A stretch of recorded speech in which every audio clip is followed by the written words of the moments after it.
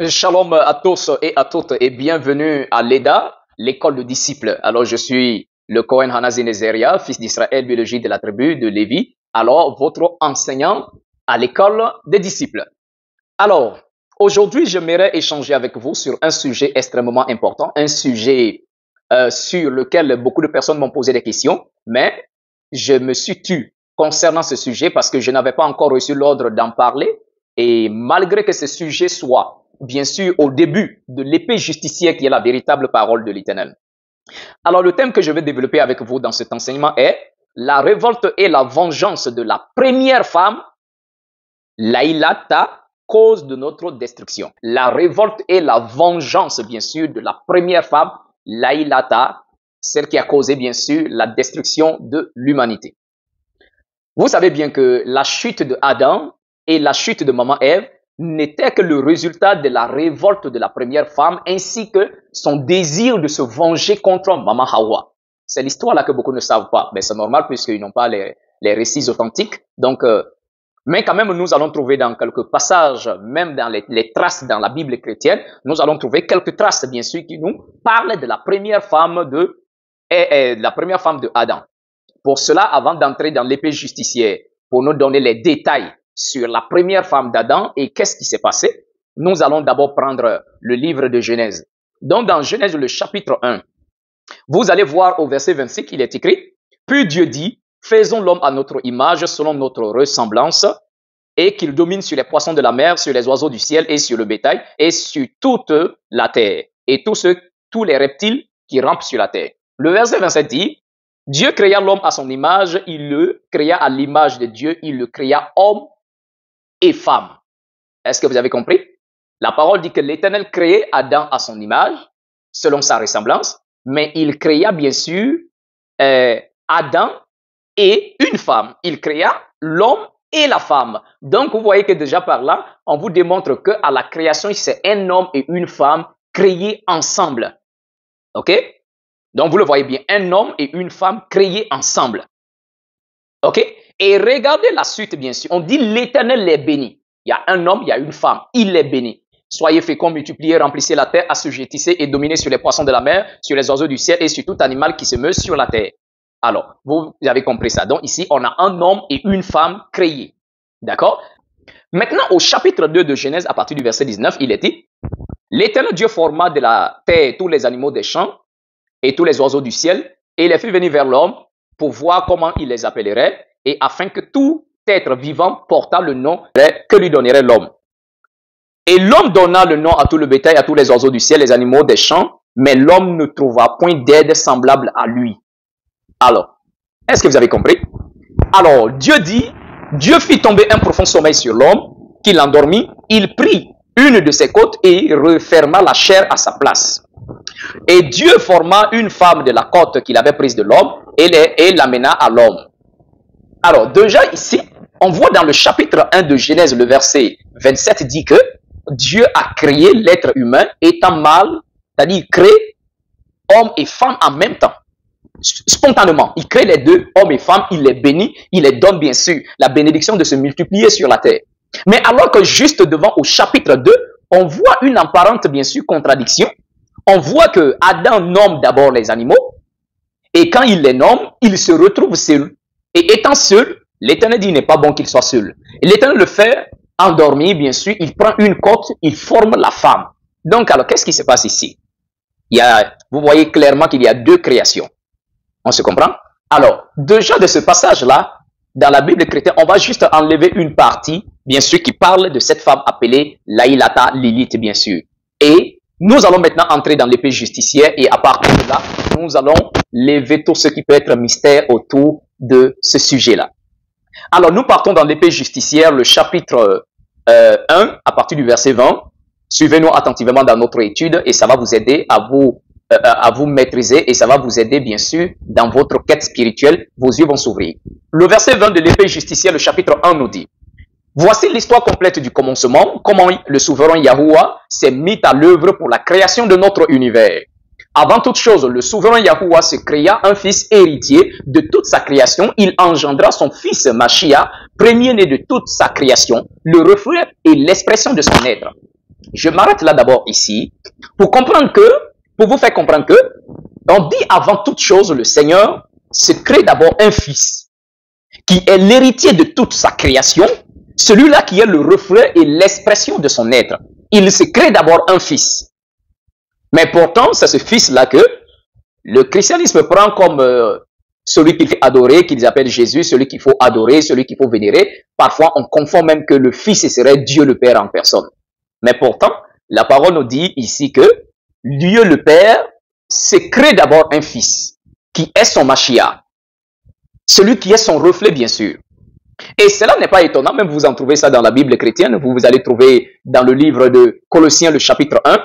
Ok, nous allons lire ensemble dans la Bible chrétienne, Colossiens, le chapitre 1, le verset 15. Alors, qu'est-ce que la parole nous dit ici? Il est écrit, et on parle de ce fils-là, il est l'image de Dieu invisible, le premier-né de toute la création. Or, votre Bible dit que le Christ, le Fils, est le premier-né de toute la création. Quand on parle de création, c'est tout ce qui a été créé. D'accord? Tout ce qui est créé a été créé par un créateur. Donc, on vous dit que le Christ est le premier-né de la création. Quand on dit le premier-né d'une famille, ce qui veut dire que celui-là, il fait partie des enfants de la famille, mais seulement qu'il est l'aîné, le premier-né de cette famille-là. C'est la même chose. On dit le Christ étant le premier-né de toute la création, donc il fait partie donc de la création. Alors, si il fait partie de la création, comment vous pouvez le prendre comme étant le créateur, le père de tout? Déjà là est l'ambiguïté. Voilà pourquoi l'apôtre Paul dit qu'il y a des personnes qui ont fait de la créature, bien sûr, là, qui ont fait de la créature le créateur. Au Romains chapitre 1, le verset 25 dit, eux qui ont changé la vérité de Dieu en mensonge, qui ont adoré et servi la créature au lieu du créateur qui est béni éternellement. Alors, ici, on dit qu'il y a des personnes qui ont changé la vérité de Dieu en mensonge et qui se sont mis à adorer la créature au lieu d'adorer le créateur. Donc, le Christ est qui pour nous? Le créateur ou le premier-né de la création? Colossiens le dit, il est le premier-né de la création, donc il n'est pas le créateur, donc nous ne pouvons pas l'adorer. Mais il est l'héritier du monde, l'héritier du Père. Ça, si vous avez compris, nous pouvons maintenant évoluer. Donc, le verset 22 de l'épée justicière, le chapitre 1 nous dit, le souverain créa 7 cieux et tout ce qui les contient, puis il orienta sa volonté vers la terre célestielle. Oh, là ça devient intéressant. On dit le Tout-Puissant crée 7 cieux. Et quand il va créer les 7 cieux, et tout ce qui va contenir dans les 7 cieux, qu'est-ce qu'il fait maintenant? Il oriente sa volonté vers la terre célestielle. Là, soulignez ce mot, terre célestielle. Qu'est-ce qu'on entend par là? Une terre du ciel. Une terre qui n'est pas ici-bas, mais une terre qui se trouve dans le ciel. Une terre célestielle. Alors, cette terre n'a rien à voir avec la terre dans laquelle nous nous trouvons actuellement. Donc, si vous avez compris ça, maintenant la parole dit que le Seigneur va créer dans les 7 cieux tous les esprits qui vont habiter là, classés en catégories. Je vais quand même vous donner l'hiérarchie de ces êtres-là. J'avais déjà parlé de ça, mais je ne suis pas rentré en profondeur parce que les nouveaux croyants, ils ont besoin du lait, quand même pas de nourriture assez solide. C'est au fur et à mesure qu'ils grandissent qu'on peut les donner de la solidité de nourriture. Donc ici, donc la parole nous dit maintenant, le Seigneur va créer les êtres et les classer bien sûr en catégories. Le verset 25 nous dit, il créa les séraphins, les serpents de feu à 6 ailes qui se tiennent au-dessus de son trône et les chérubins à 4 faces qui soutiennent le trône du Seigneur. Il créa les Elohim de la présence qui demeurent avec le souverain créateur au 7e ciel pour le servir et faire des apaisements auprès du Seigneur pour tous les péchés que commettent les justes par ignorance ou oubli. Ils offrent de raisonnables parfums d'odeur douce et d'offrandes sans sang présentés devant le Seigneur. Là, au 7e ciel sont aussi les Elohim messagers de l'Éternel et louanges au Seigneur.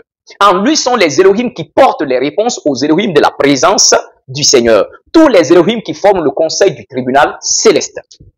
Donc ici, on nous dit premièrement, le Seigneur crée les séraphins. Le mot saraph en hébreu, ça veut dire serpent brûlant ou serpent de feu. Donc le Seigneur crée au ciel les séraphins qui sont des serpents, mais des serpents feu. Leur morphologie est en feu. Et le verset dit, ils ont 6 ailes. Les 2 ailes qui vont permettre de fermer leur visage, 2 ailes pour fermer leur corps, et 2 ailes qui vont les permettre de ressembler. Donc, si vous avez compris, après ça, il crée les chérubins. Des chérubins qui sont des êtres à quatre faces. Ils ont la face de l'homme, ils ont également la face de l'aigle, ils ont la face de lion, ils ont la face de taureau. Ce sont des êtres hybrides. Donc les chérubins sont, comment je vais dire, une fusion de quatre êtres, bien sûr. Vous voyez? Une fusion de quatre êtres. Lion, homme, taureau et l'aigle. Ils ont les pattes de taureau avec quatre ailes, deux ailes qui permettent de fermer leur face et deux ailes qui permettent de s'envoler. Ils sont remplis des yeux tout autour. Ils sont au septième ciel. Et également, il y a les ophanimes, des êtres appelés des ophanimes. Ce sont des roues comme des pneus qui sont en bas des chérubins. Voilà, qui permettent le déplacement, bien sûr. Donc, une fois que cela est fait, la parole dit maintenant, également, le Seigneur va créer là-bas des esprits, des Elohim, parce que le mot Elohim veut dire les souverains, d'accord, ou les dieux. Donc, il crée des esprits également dans le septième ciel. Et leur rôle, c'est quoi? Leur rôle, c'est de faire des apaisements auprès du Seigneur pour tous les péchés que commettront, bien sûr, les justes sur la terre, mais attention, des péchés qu'ils commettent sans faire exprès, ou soit ils ont oublié. Voilà pourquoi dans la Torah, le Seigneur va donner des sacrifices à faire pour des personnes qui commettent des péchés involontairement. Mais il n'y a pas de sacrifice pour quelqu'un qui s'élève, sachant que ça c'est un péché et il est allé le commettre, c'est ce qu'on appelle l'iniquité. Le Machi a dit au dernier jour, ceux qui me disent Seigneur, Seigneur n'entreront pas tous dans le royaume, mais seulement celui-là qui fait la volonté de mon Père. Et dit en ce jour-là, beaucoup me diront Seigneur, n'avons pas prophétisé en ton nom, n'avons-nous pas chassé des démons en ton nom? Et dit moi je les dirai ouvertement, je ne vous ai jamais connu. Éloignez-vous de moi, vous qui commettez l'iniquité. Donc l'iniquité est en réalité l'élément qui disqualifie le croyant, quelle que soit la foi qu'il peut avoir, quel que soit le ministère ou les dons prophétiques qu'il peut avoir, s'il est dans l'iniquité, il n'entrera pas dans le royaume des cieux. Mais ici, les anges, les Elohim du septième ciel, eux, leur rôle, c'est de présenter au Créateur des offrandes, mais le verset dit des offrandes sans sang. Ce sont des épices de l'encens qui brûle et demande pardon au Seigneur pour les péchés que les justes commettent par oubli ou sans faire exprès. Donc, c'est ce que la parole nous dit. Et également, le verset dit, là, au septième ciel, il y a les Elohim messagers. D'accord? Les Elohim messagers, ce sont ceux-là qui apportent, bien sûr, aux Elohim de la présence les réponses du Seigneur. Puisque les Elohim de la présence, eux-là qui font des offrandes à l'Éternel pour les péchés que les justes commettent par oubli. Mais quand le Seigneur les exauce, le Seigneur accepte leurs prières, ce sont les Elohim messagers qui viennent vers les Elohim de la présence pour dire ça suffit pour ce sujet-là, le Seigneur a exaucé. On voyait que le ciel est tellement structuré. D'accord? Alors, une fois que cela est fait, la parole nous dit, ce sont tous les Elohim, les dieux du septième ciel-là, qui forment le conseil du tribunal céleste, bien sûr. D'accord? C'est le conseil du tribunal céleste. Quelqu'un va me dire, oh, il n'y a pas plusieurs dieux, il n'y a qu'un seul Dieu. Bon, c'est normal puisque beaucoup de personnes sont ignorantes. Mais je vous amène rapidement dans le livre de Psaume, le chapitre 82, ok? Et nous lisons à partir du verset 1. La parole dit, Psaume d'Asaph. Dieu se tient dans l'assemblée de Dieu, il juge au milieu des dieux. Or, vous avez compris ça? Pourtant, l'épée justicière nous dit tout à l'heure que il y a le conseil, le tribunal céleste. Tous les Elohim, les dieux, les Elohim du septième ciel forment le tribunal céleste. Et la Bible chrétienne ici vient même confirmer qu'il y a ce qu'on appelle l'assemblée de Dieu. Quand on dit l'assemblée de Dieu, une assemblée, c'est le regroupement de plusieurs individus en un endroit. Donc, quand on dit l'assemblée des hommes, c'est qu'il y a beaucoup d'hommes qui se rassemblent. Quand on dit l'assemblée de femmes, c'est qu'il y a beaucoup de femmes qui se rassemblent. Quand on dit l'assemblée des enfants, c'est qu'il y a beaucoup d'enfants qui se rassemblent. Et quand on dit l'assemblée de Dieu, c'est qu'il y a beaucoup de dieux qui se rassemblent également. Et le verset dit, maintenant, Dieu qui est le maître suprême, il se tient au milieu des dieux pour juger les affaires. Donc, vous voyez un peu, donc c'est le ciel qui est tellement structuré. Alors, si nous quittons maintenant le septième ciel, nous descendons. L'épée justicière nous dit à partir du verset 31, le chapitre 1, et nous dit que à partir du sixième ciel jusqu'au quatrième ciel, il y a les esprits. N'oubliez pas, tous les esprits ne sont pas des anges, mais tous les anges sont des esprits. Est-ce qu'on se comprend? Tous les êtres célestes sont des esprits. Maintenant, parmi ces esprits, il y a quelques groupes des esprits que le Seigneur les a donné le nom des anges. Mais tous les êtres célestes ne sont pas anges, d'accord? Alors, donc, du sixième ciel jusqu'au quatrième ciel, il y a les esprits. On donne leur nom. Le verset dit, il y a un groupe d'esprits qu'on appelle les trous. Il y a les dominations, il y a les dignités, il y a les autorités. Alors, ces esprits-là, on les appelle tous les esprits de sanctification. D'accord? Ces esprits de sanctification, dont ils forment le gouvernement, bien sûr, de l'Éternel, et dresse au souverain de continuelles louanges. Donc, quand on dit le gouvernement du céleste, c'est du sixième au quatrième ciel. Donc, c'est là qu'il y a tous les esprits qu'on vient de citer. On les appelle les esprits de sanctification, le gouvernement céleste, bien sûr. Maintenant, le verset 32 dit, au troisième ciel, il y a un groupe d'esprits qu'on appelle les principautés, qui sont les chefs des armées, qui feront vengeance, bien sûr, sur les esprits d'erreur de Satan, ainsi que ses démons au jour du jugement. C'est-à-dire, au troisième ciel, il y a, bien sûr, les esprits qu'on va appeler les principautés.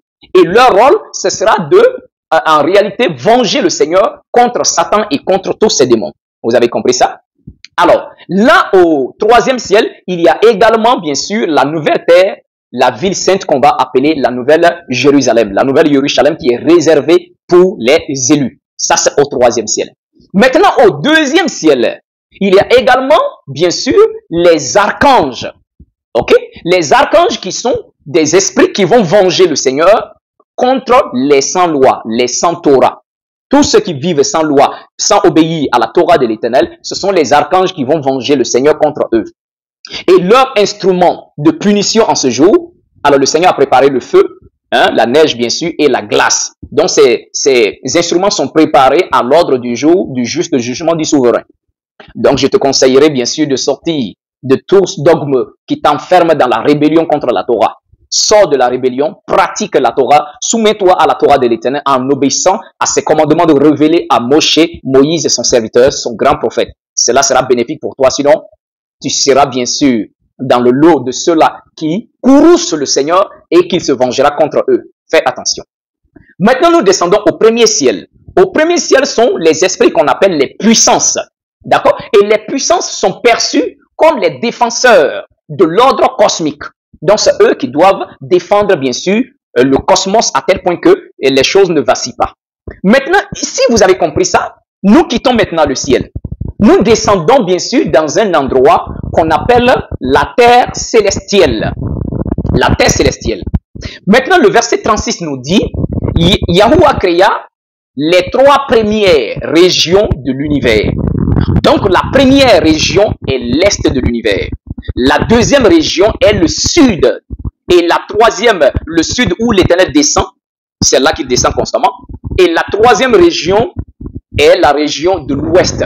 La région qu'on a appelée la région imparfaite. Car là sont diminuées et descendent de toutes les lumières du ciel, les fils des dieux. Alors là, nous allons entamer un autre sujet à ce niveau-là.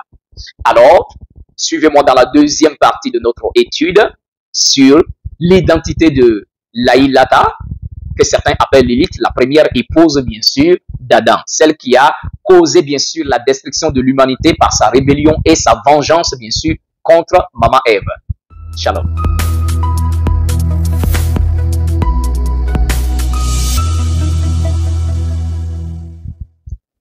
Alors, bienvenue et bon retour dans notre étude. Bienvenue à l'EDA, l'école de disciples. Je suis le Cohen Hanazi Nezeria, fils d'Israël, biologie de la tribu de Lévi. Alors, nous entamons la deuxième partie de notre étude sur l'identité de Laïlata, la première épouse d'Adam, celle qui s'est révoltée, qui s'est rébellée et qui est devenue un mauvais esprit, qui est venu plus tard pour se venger contre Adam et contre celle que le Seigneur a créée pour être, bien sûr, celle qui va aider Adam, qu'on va appeler Maman Hawa, Ève. Alors, nous avons vu dans notre première partie de notre étude que le Seigneur a créé, bien sûr, les 7 cieux et il a orienté sa volonté vers la terre célestielle. Donc, quand il crée les 7 cieux, on a vu également quels sont les esprits qui habitent dans les différentes couches des cieux. D'accord? Et également, nous avons fini ce sujet. Maintenant, nous entamons, bien sûr, l'endroit où le Seigneur a orienté sa volonté qu'on a appelé la terre célestielle. Qu'est-ce que la terre célestielle? Alors, nous entamons la deuxième partie. L'épée justicière, le chapitre 1, le verset 36 nous dit, Yahuwah créa les 3 premières régions de notre univers. Donc, la première région est appelée la région de l'Est. La deuxième région est la région du Sud, où le Très-Haut descend et éternellement béni, il descend surtout là. La troisième région est l'Ouest, appelée la région imparfaite, car là sont diminuées et descendent bien sûr toutes les lumières du ciel, les fils des dieux. Alors, parlons maintenant des fils des dieux. Qui sont les fils des dieux? Et si nous parlons des fils des dieux, nous comprendrons également quel est l'endroit qu'on appelle la terre célestielle. Parce que si nous parlons de terre et célestielle, c'est que c'est une terre qui n'est pas dans notre terre ici, mais c'est une terre qui est dans le ciel. Alors, vous voulez enlever ces mystères? Nous partons au verset 38 de l'épée justicière, le chapitre 1. Alors, la parole nous dit, dans la terre célestielle, à l'ouest de notre univers, le Yahuwah créa les fils des dieux dans le pays de Tyra, parfaitement ornés de pierres précieuses, de sardoine, de topaz, de diamants et d'autres matériaux de gloire. Les fils des dieux étaient sur la montagne de Yahuwah, l'Éden de Yahuwah. Ils étaient gouvernés par leur roi sacrificateur, Bana Sha'ara. Donc, là, ici, la parole nous dit qu'il y a dans notre univers une région qu'on appelle la région, bien sûr, de l'Ouest. Et dans la région de l'Ouest, il y a, bien sûr, une terre que le Seigneur a créée, un pays qu'on appelle le pays de Tyra. OK? Et ce pays est parfaitement orné, bien sûr, avec du diamant, du chrysolite, du topaz, ainsi que d'autres matériaux de gloire. Et là, le Seigneur a créé des êtres qu'on appelle les fils des dieux. D'accord? Et il les place là, bien sûr, dans la terre de Tyra, dans la terre célestielle. Et ces esprits, ces êtres-là, étant bien sûr gouvernés par leur roi qui s'appelait Bana Sha'ara. Mais leur roi était en même temps roi et il était en même temps un sacrificateur. Il était en même temps un sacrificateur de l'Éternel au milieu des fils des dieux. Alors, si vous avez compris, comprenez que les fils des dieux ne sont pas en réalité des anges, ils ne sont pas des hommes, mais ce sont d'autres catégories d'esprits que le Seigneur a créés. Alors, comme je venais de le dire, regardez bien ce qui est dit dans le livre de Psaume 82, le verset 1. On dit Psaume d'Azaph, Dieu se tient dans l'assemblée des dieux, il juge au milieu des dieux. Et il dit, jusqu'à quand jugerez-vous avec iniquité et auriez-vous égard à la personne du méchant? Mais regardez bien, ces fils des dieux-là, il dit au verset 6 de Psaume 82, j'avais dit, vous êtes des dieux, vous êtes les fils du Très-Haut. Cependant, vous mourrez comme des hommes. Vous tomberez comme un prince quelconque. Ah, mais là, ça nous donne quelque chose à réfléchir. Et dit, j'ai dit que vous êtes des dieux, vous êtes les fils du Très-Haut. Cependant, vous mourrez comme des hommes. Vous mourrez comme des hommes. Comme vous tomberez comme un prince quelconque. Donc ici, vous comprenez par là que ceux-là, ce ne sont pas des hommes. D'accord? Mais ce ne sont même pas non plus aussi des anges ou d'autres esprits parce qu'eux, ils sont immortels. Mais ici, le Seigneur dit, vous mourrez comme des hommes. Alors, qu'est-ce qui va se passer dans le monde des fils des dieux? L'épée justicière maintenant, le verset 40 nous dit, au chapitre 1, il dit, Bana Sha'ara gouvernait les fils des dieux avec intégrité et justice. Il était aimé et apprécié par les siens à cause de son parfait sacerdoce. À cause de son parfait sacerdoce. On dit, parmi toutes les créatures des fils des dieux, Bana Sha'ara, fils de l'aube, était le sceau du modèle, plein de sagesse et parfait en beauté. Il avait pour demeure la cité du souverain, l'Éden céleste, le jardin du souverain. Alors ici, on nous parle de quelqu'un, un roi, un sacrificateur qui est Ban Sha'ara, qu'on va même nommer le fils de l'aurore. D'accord? Alors maintenant, la parole dit, ce Bana Sha'ara là, étant un sacrificateur exemplaire, arrivé à un moment, il a commencé à monter de gloire. D'accord? Il a commencé à monter de gloire en gloire, mais arrivé à un temps, il a commencé bien sûr à se corrompre. À cause de sa beauté, il a commencé à vivre dans le péché et à multiplier ses iniquités. Ok? Cela même nous est aussi raconté, je crois bien que dans le livre d'Ézéchiel, on parle également de Bana Sha'ara, ok? Que certains vont appeler Lucifer. C'est à tort qu'on fait croire aux gens que Lucifer est dans le ciel, soit au troisième ciel ou je ne sais où là. Lucifer n'était même pas dans le premier ciel. Lucifer était dans la terre célestielle, le jardin de l'Éternel. Alors, je vous donne des preuves. Vous pouvez aller voir comme ça dans Ézéchiel, le chapitre 28, le verset 18. On dit, par la multitude de tes iniquités, par l'injustice de ton commerce, tu as profané tes sanctuaires. Oh, donc il avait des sanctuaires. Tu as profané tes sanctuaires. Et le Seigneur dit, je vais sortir du milieu de toi un feu qui te dévore. Et Ésaïe, le chapitre 14, le verset 13, dit, tu te disais, je monterai aux cieux, j'élèverai mon trône au-dessus des étoiles de Dieu, je m'asseyerai sur la montagne de l'assemblée à l'extrémité du septentrion. Dans le livre d'Ézéchiel, il y a un homme, il y a un être qui a commencé à pécher, qui a commencé à multiplier ses iniquités, à tel point il est devenu injuste dans son commerce, bien sûr. Il a profané ses sanctuaires. Alors, vous voyez de qui il est question? On parle de Lucifer, Bana Shahara. Voilà pourquoi l'épée justicière nous dit, c'est lui qui était le roi des fils de Dieu dans la terre célestielle, au pays de Tyra. C'était sa demeure. Il était le roi, le sacrificateur. Mais quand il a commencé à s'élever, à devenir rebelle, alors il a voulu même monter aux cieux désormais pour conquérir les couches des cieux, les couches supérieures des cieux. Et c'est en cela que il va former ce projet-là. Mais quand il forme ce projet, qu'est-ce qui va se passer? La parole nous dit quand il va former ce projet, il va détourner le tiers des fils de Dieu pour sa cause, bien sûr, comme cela nous est dit dans l'épée justicière, le chapitre 1, le verset 51. On dit Bana Shahara, détournant le tiers des fils de Dieu pour sa cause et formant le dessein de conquérir les couches supérieures des cieux. Alors en ce moment, des pensées ont commencé à envahir son esprit. Donc le verset 55 dit, à cause de l'oppression de Bana Shahara, une guerre s'est éclatée parmi les fils de Dieu. D'accord? Et cela a entraîné la terre célestielle dans un chaos total. La destruction totale. Et l'univers a été secoué, bien sûr, par cette guerre entre les fils de Dieu. Et à partir de là, le Seigneur va intervenir. Il va enchaîner les coupables, c'est-à-dire Ben Shahara, ainsi que, bien sûr, ses adeptes, bien sûr, tous ceux qui s'étaient ralliés à sa cause, le Seigneur va les enchaîner. Et les autres qui ont combattu pour la justice, eux, ils vont rester en liberté dans la terre célestielle. Et en ce moment-là, le Seigneur va comme ça rénover. D'accord? Il va rénover, comme il est dit dans le verset 56, Yahuwah enchaîna les coupables, Ben Shahar et ses compagnons, et la terre célestielle fut rénovée. Alors, c'est cette terre qui deviendra plus tard le sein d'Abraham. D'accord? Le sein d'Abraham où on va appeler le monde des ancêtres. Est-ce que vous comprenez? C'est cette terre qui devient le sein d'Abraham ou le monde des ancêtres, qui n'est pas au ciel ni sur la terre, mais qui est à l'ouest de la région de notre univers qu'on appelle la terre célestielle. Vous avez compris? Alors, donc le Seigneur, une fois que cela est fait ainsi, et qu'il a enchaîné Ben Shahara ainsi que ses compagnons, les fils de Dieu qui se sont corrompus, le Seigneur va commencer à créer maintenant sur notre terre ici dans l'espace terrien les anges.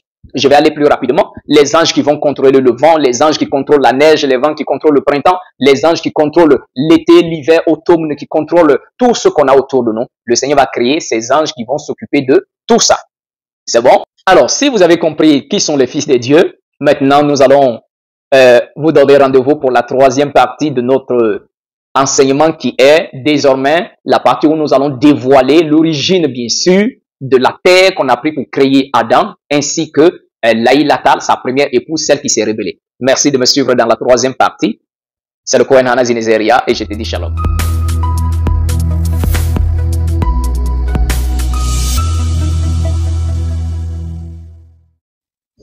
Alors, shalom à tous et bienvenue dans notre troisième partie de notre étude sur l'identité de la première épouse de Adam, celle qui est appelée Laïlata, celle qui a causé bien sûr la destruction de l'humanité à cause de sa rébellion, de sa révolte, ainsi que son désir de se venger contre Adam et contre Maman Hawa, celle que le Seigneur va créer.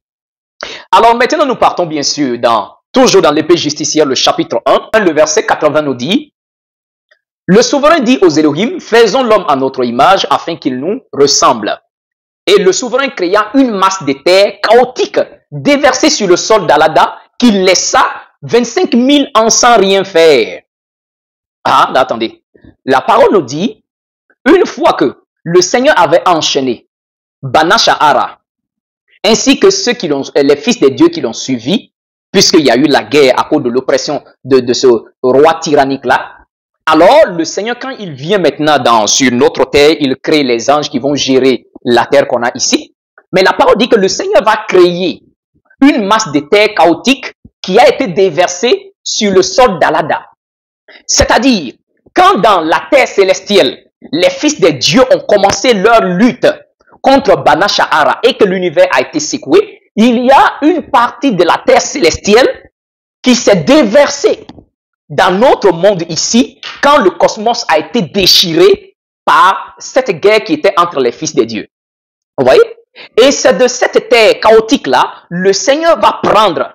D'accord? Et quand il prend cette terre, il va attendre d'abord 25 000 ans avant, sans rien faire. Maintenant, quand le Seigneur prend cette masse de terre chaotique déversée dans la terre d'Alada, mais vous connaissez c'est où? Cette terre-là s'est déversée, c'est au Bénin. J'ai toujours enseigné que la terre où on a pris pour créer Adam a été créé, c'est ici, en Afrique, au Bénin. Car c'est le seul endroit sur terre appelé Alada. Il n'y a pas deux endroits. Seul là est appelé Alada. Et l'épée justicière reconnaît ça bel et bien. Là, il faut être très clair. Donc, la parole nous dit que le Seigneur prend la terre chaotique qui s'était déversée, bien sûr, sur le sol d'Alada. Le Seigneur attend 25 000 ans avant de faire quoi que ce soit. Maintenant, la parole dit, le souverain en tête des fils de Dieu, le sacrificateur en tête des fils de Dieu, c'est-à-dire Bana Sha'arala, il avait un grand attendement. C'est-à-dire, il pouvait prévoir des choses. Il a compris que le Seigneur allait créer de cette terre-là 144 000 qui seront marqués du sceau de la prophétie et que également de cette terre chaotique, le Christ allait naître, bien sûr. Ok? Alors maintenant, la parole nous dit, au jour de la création d'Adam, le Seigneur a pris cette terre chaotique d'Alada qui s'est déversée en Alada. Il prend ça, il prend le feu, il prend l'eau pour former deux corps. Ce n'est pas les bêtises qu'on vous raconte dans la Bible chrétienne. Il forme deux corps à travers, bien sûr, la terre qui s'était déversée. Il prend le feu, il prend l'eau et il demande aux esprits, aux anges, là, aux dieux, de former deux corps. Et quand les corps sont formés, la parole dit que le Seigneur a soufflé en eux l'air de son souffle de vie et ils devinrent vivants. D'accord? Alors, le verset dit maintenant, les Elohim créèrent. D'accord? Les dieux créèrent l'être humain à leur image, selon leur ressemblance. Il les créa hommes et femmes et les donna autorité. Donc, c'est dans ce contexte-là que Genèse 1 vous dit que, Genèse 1, le verset 27, que le Seigneur a créé hommes et puis femmes. On se comprend? Donc, c'est ici l'origine, bien sûr, de la première femme qui est appelée, bien sûr, Laïlata, qui est la femme qui est sortie avec Adam de la même terre, du même sol. Ok? Du même sol. Donc, le Seigneur n'a pas tiré Laïlata de Adam, mais il a formé Adam et Laïlata des mêmes éléments, c'est-à-dire de la même terre, des mêmes eaux, également du même feu. Et il souffle en eux. Donc, en réalité, Laïlata était créé avec Adam, en réalité de façon égale. Donc, c'était comme des égaux en toutes choses, dans leur création, dans le matériel utilisé. Ils étaient identiques. Mais quand même, le Seigneur va quand même ordonner que Laïlata se soumette à Adam et c'était là le problème. Alors, donc si vous avez compris, maintenant nous passons à la chute de Lucifer, de Bana Sha'ara. Quand le Seigneur va créer comme ça Adam, il va demander que tous les êtres se prosternent à Adam. Tous les êtres. Et c'est comme ça. Michael, les autres anges, les autres fils de Dieu qui étaient restés dans la voie du Seigneur se sont prosternés à Adam. Et Et également, Laïlata a eu de la peine à se prosterner devant Adam. Mais comme c'était dans la présence du Seigneur qu'on a amené Adam, donc elle s'est également prosternée à Adam. Mais elle avait déjà la graine de la rébellion en elle, mais une réflexion qui lui disait que elle ne pouvait pas se soumettre à Adam parce que elle a été créée de façon égale avec Adam, avec les mêmes matériaux. Alors voilà ce qui va causer, bien sûr, la chute de Laïlata. Maintenant, nous trouvons, bien sûr, dans l'épée justicière, le chapitre 3, le récit exact comment Laïlata a été rebelle. Mais je commence d'abord au verset 1. On nous dit que le Seigneur envoie vers Adam tous les animaux afin qu'il puisse les nommer. Donc, le verset dit, premièrement, le Seigneur envoie les bêtes le premier jour, le bétail le deuxième jour, ok, les oiseaux du ciel le troisième jour, tout ce qui bouge sur la terre le quatrième jour et tout ce qui est dans l'eau, le Seigneur les amène au bord des eaux et Adam se place au bord des eaux pour les nommer le cinquième jour. Donc, quand le verset 4 nous dit, et Adam les nomma tous de leurs noms respectifs et comme il les nomma, ainsi fut leur nom. Et le cinquième jour, Adam vit tout cela, mâle et femelle, de chaque espèce qui était sur terre en harmonie. Mais lui, il était seul dans la douleur de cœur à cause de Laïlata et il ne trouva pas de partenaire en elle. Là, ça devient quelque chose de compliqué. Adam commence à nommer les animaux. Le 5e jour, il les nomme. Il trouve que les animaux sont en compagnie, ils sont en harmonie. Il les voit mâles et femelles. Tout est bien. Il y a l'harmonie vraiment qui règne parmi les animaux. Mais le verset dit, Adam avait de peine de cœur. Adam avait peine de cœur à cause de Laïlata. Et Adam ne trouvait pas en elle une compagne, bien sûr. Il n'a pas trouvé en elle, bien sûr, alors, une partenaire en elle. On se comprend? Et le verset 6 dit, Laïlata était révoltante. Elle réclamait une légitimité de droit, bien sûr, avec Adam en ces mots. Écoutez bien ce qu'elle disait. Nous sommes égaux et tirés de la même terre.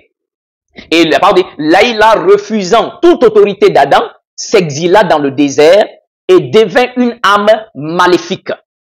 Vous voyez? C'est-à-dire, Laïlata, refusant de se soumettre vraiment à Adam, alors elle a préféré quitter vraiment la terre de leur création et puis partir. Elle est partie carrément dans le désert. Et au désert, elle est devenue une âme maléfique. On se comprend? Et même le Seigneur va ordonner comme ça à ce qu'elle revienne auprès d'Adam et elle a strictement refusé l'ordre du Seigneur. Elle a strictement refusé. Maintenant, la parole nous dit au verset 7, alors le souverain Yahuwah dit aux archanges, il n'est pas bon que l'homme soit seul. Faisons une aide pour lui. Et le Seigneur Yahuwah, notre souverain, fit tomber un profond sommeil sur lui et il dormit. Il prit en lui une énergie côtière pour en faire la femme. Et cette énergie côtière est l'origine de la femme parmi ses énergies. Et il reconstruit la chair à sa place et fabriqua la femme. Et il sortit Adam de son sommeil, qui s'éveilla et se leva le 6e jour, et la nuit amena. Et l'homme l'a reconnu et lui dit, c'est maintenant l'os de mes os, chair de ma chair, tu seras appelée femme, car tu es prise de l'homme. Ainsi l'homme et la femme seront un. Et ainsi, un homme quittera son père et sa mère et s'unira à sa femme et ils seront qu'une chair. Alors ici, on nous dit que le Seigneur, quand Laïlata, que certains vont appeler Lilith, va refuser de se soumettre à Adam, elle va dans le désert, elle quitte, elle va en exil même, elle refuse catégoriquement l'obéissance, la soumission et elle préfère vraiment partir.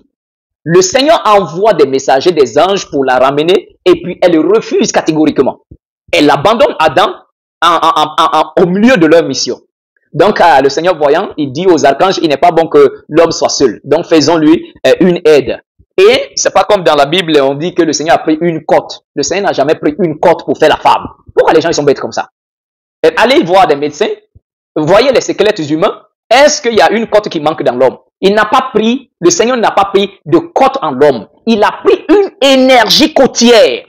C'est-à-dire, nos côtes sont des centres énergétiques également. Donc, le Seigneur va prendre, bien sûr, l'énergie côtière d'Adam et pour faire la femme, qui va être désormais Ève. Et la parole dit, c'est de cette énergie côtière que Hawa Ève a été formée. Alors que Laïlata, la première femme, avait été formée de la même poussière, de la même terre que l'homme, du même feu que l'homme, ainsi que des mêmes eaux que l'homme. Donc, c'était en réalité quelque chose que Laïlata ne pouvait pas concevoir, étant créé de la même terre, du même feu, des mêmes eaux. Et après, on lui dit que de se soumettre à l'autre, elle a trouvé ça inconcevable et puis elle a strictement refusé. Mais alors que Ève, la deuxième, elle est tirée, bien sûr, elle est faite à partir des énergies de l'homme. Et tous ceux qui sont, bien sûr, les descendants de Adam et de maman Ève, puisque Ève a été l'énergie côtière, vous allez voir que sur terre, nous tous qui sommes désormais hommes et femmes, vous allez voir que quand un homme se trouve en face d'une femme, il y a des réactions énergétiques. Il y a une attirance énergétique parce que c'est normal que la femme soit l'énergie côtière de l'homme. Vous voyez qu'il y a une attirance physique entre un homme et une femme. Parce que c'est l'énergie côtière. La femme est l'énergie côtière, mais la femme n'est pas la côte. Elle est l'énergie de la côte. Voici la différence. Alors, maintenant que le Seigneur fait ainsi la femme, qui est Hawa, qui va être avec Adam, maintenant, Laïlata qui devient l'être maléfique, va décider de se venger contre Adam et contre même celle qu'on vient de créer là, et c'est-à-dire Ève là. Elle va décider de venir se venger. Et c'est cette Laïlata, désormais devenue l'esprit maléfique, elle revient dans le jardin, mais elle n'entre pas, puisqu'elle ne peut pas entrer. Mais au jardin, il y avait celui qu'on appelle le saraf terrestre, c'est-à-dire le serpent feu. Donc le serpent feu, le saraf terrestre était un esprit que le Seigneur a créé. Il avait 36 ailes, 18 ici, 18 là, avec des pattes d'homme, bien sûr. Donc, il était le protecteur du jardin d'Éden. Il était celui qui devrait veiller, protéger le jardin, à telle sorte que Laïlata, qui est devenu l'esprit maléfique, ne pénètre plus dans le jardin. C'était son rôle. Alors maintenant, c'est ce même être-là qui va se laisser influencer par Laïlata, l'esprit maléfique, bien sûr, pour venir dire à ce serpent de feu-là, toi, tu es là dans le jardin comme le gardien. Tu n'as pas de privilège, tu es là, tu es soumis à Adam, tu ne peux même pas manger les arbres du jardin, les fruits du jardin selon ta propre volonté. Tout ce que tu fais, il faut que tu demandes la permission à Adam. Il faut l'expulser, toi tu peux devenir le maître du jardin. Et c'est comme ça, Laïlata va mettre la pensée diabolique là et satanique dans le cœur de ce saraf terrestre et lui aussi va se révolter contre Adam. Alors, l'épée justicière, le chapitre 4, nous lisons à partir du verset 11. Il est écrit: le souverain avait séparé le jardin entre Hawa et Ève, Hawa la femme et Adam, qui le surveillait. Et Adam, il donna la partie est-nord du jardin et il donna à la femme également la partie ouest-sud. Et ils avaient chacun 12 anges qui circulaient avec eux en vue de protéger le jardin à l'heure de la lumière. Donc, la parole nous dit que le Seigneur divise le jardin en deux. Et effectivement, et le Seigneur donne à chacun 12 anges, 12 anges. Vous voyez, il donne à chacun 12 anges pour les protéger, les garder. Contre l'esprit maléfique. La première épouse qui est Laïlata. Donc maintenant, la parole nous dit, quand les anges là étaient montés aux cieux pour aller vénérer le Seigneur, c'est en cela que le serpent feu, le gardien protecteur du jardin d'Éden, va se lever contre l'autorité d'Adam.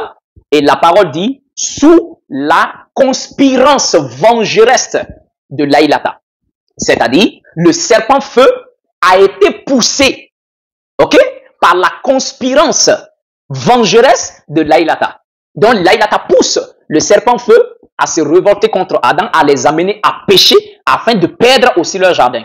Et c'est comme ça, pouf, le serpent feu va succomber, bien sûr, à ce que l'esprit maléfique Laïlata lui a dit, et puis, bouf, il commence sa mission et il va viser, bien sûr, la femme comme une vengeance, bien sûr.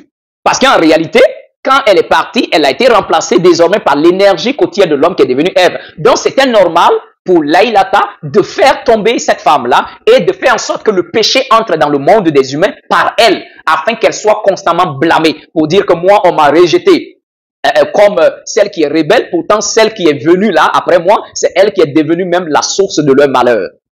Vous voyez un peu? Et qu'est-ce qui va se passer? Pour montrer désormais à Dieu que celle que tu viens de créer n'est pas aussi meilleure que moi, alors quand il va pousser le serpent feu à manger le fruit, regardez les mots. Il dit, est-ce que le Seigneur a dit que vous ne mangerez pas les fruits du jardin? Elle dit oui. Le Seigneur dit, on peut manger sauf l'arbre de la connaissance du bien et du mal. Le Seigneur dit que si on mange, on va mourir. Le serpent feu dit, vous ne mourrez pas, mais Dieu sait que le jour que vous mangerez, vos yeux vont s'ouvrir et vous serez comme des dieux.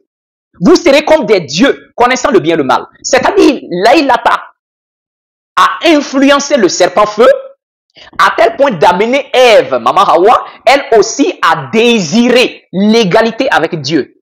Alors que elle-même, qui est Laïlata, elle avait tout simplement revendiqué sa place elle se disait qu'elle est l'égale d'Adam. Mais elle va pousser le serpent à faire en sorte que Ève puisse en quelque sorte désirer une égalité avec Dieu. Elle dit, vous serez des dieux, semblables aux dieux, et en plus, vous allez connaître le bien et le mal, vos yeux vont s'ouvrir. Donc, elle va comme ça, dans sa notion de vengeance, prouver à Dieu que Ève que tu as créée là n'est pas mieux que moi. Elle aussi, elle a le désir de grandeur, elle a le désir d'égalité.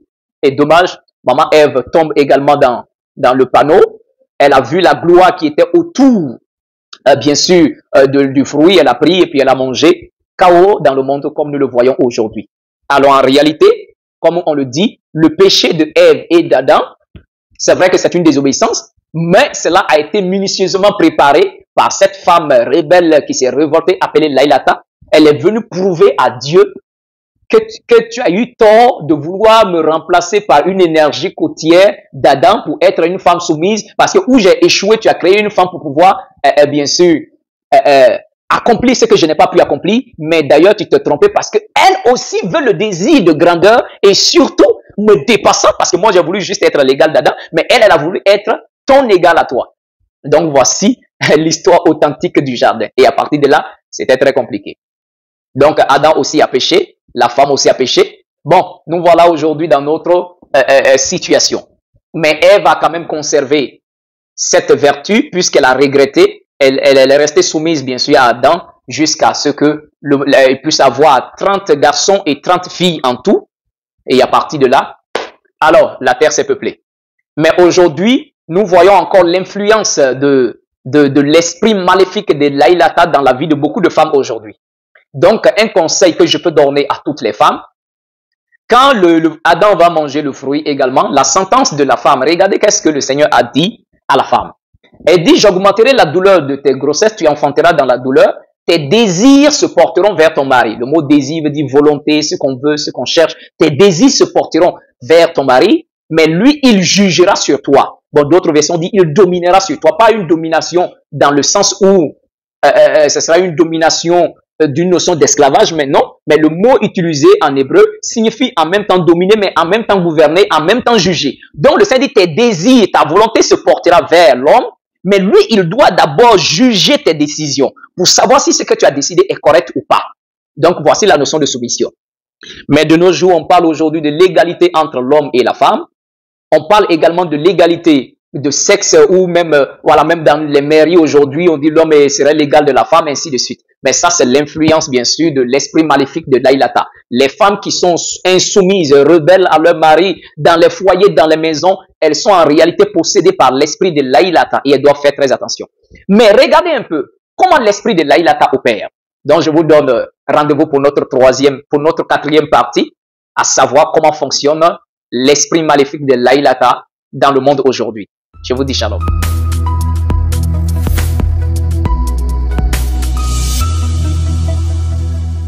Shalom à tous et bienvenue dans la quatrième partie de notre enseignement sur l'identité de la première épouse d'Adam, celle qui s'est révoltée et qui a amené le chaos dans le monde, qui est l'Aïlata.